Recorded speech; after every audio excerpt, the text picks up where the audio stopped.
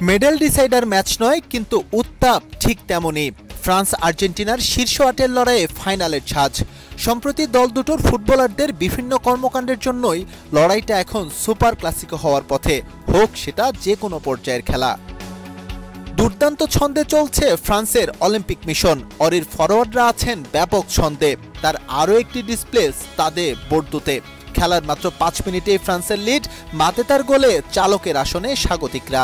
১৮ মিনিটে lead double করার সুযোগ পেয়েছিল ফ্রান্স, তা কাজে লাগাতে পারেননি মাইলো। আর্জেন্টিনা প্রথম চান্স ক্রিয়েট করে ২৮ মিনিটে, তবে ফার্নান্দেসের অন টার্গেট শট ফাঁকি দিতে পারেনি গোলির গ্লাভস। ফ্রেঞ্চ ডিফেন্ডাররা ব্লকিংয়ে ছিলেন দুর্দান্ত। আর্জেন্টাইন ফরওয়ার্ড বারবার বাধার মুখে পড়ে তাদের, তবে অরির কৌশল ছিল নেতিবাচক। ফেয়ার ফুটবলের বদলে প্রতিপক্ষকে অহেতুক ফাউল করে মনোসংযোগ নষ্ট করার কৌশলই যেন বাতলে দিয়েছিলেন ফরাসি কিংবদন্তি।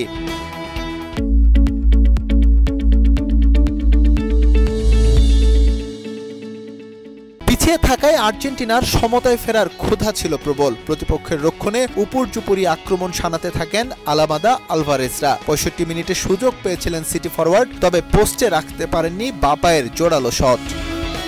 ৮৫ মিনিটে দ্বিতীয় গোলের দেখা পায় ফ্রান্স। অলিসের শট আর্জেন্টিনার ডিফেন্ডারের পায়ে ডিফ্লেক্টেড হয়ে খুঁজে নেয় জাল। ডাবলসের আনন্দে মাতে স্বাগতিকরা, তবে রিভিউয়ে আকিলেশির ফাউল ধরা পড়লে গোল বাতিল করেন রেফারি। যোগ করার সময় সমতায় ফেরার মোক্ষম সুযোগ নষ্ট করেন লুসিয়ানো গুন্ডু গোলরক্ষকের গায়ে বল মেরে। এর কিছুক্ষণ পর আবারও ব্যর্থতার পরিচয় দেন তিনি। বক্সে বল পেয়েও তা পাঠিয়ে দেন পোস্টের উপর দিয়ে। ফরওয়ার্ডদের গোল মিসের খেসারত গুণে আর্জেন্টিনা ভালো খেলেও মাসচেরানোর শিষ্যরা ১-০ ব্যবধানে হেরে বিদায় নেয় কোয়ার্টার ফাইনাল থেকেই। ১৬ বছর পর অলিম্পিকের নকআউট পর্বে উঠলেও আর্জেন্টিনাকে থামতে হলো কোয়ার্টার ফাইনালেই। ফরওয়ার্ডরা গোলের সহজ সুযোগগুলো নষ্ট না করলে এই যাত্রাটা আরও কিছুটা লম্বা হতে পারত।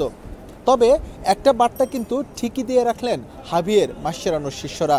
তাদের সঠিকভাবে পরিচর্যা করা গেলে খুব দ্রুতই হয়ে উঠতে পারেন ভয়ঙ্কর।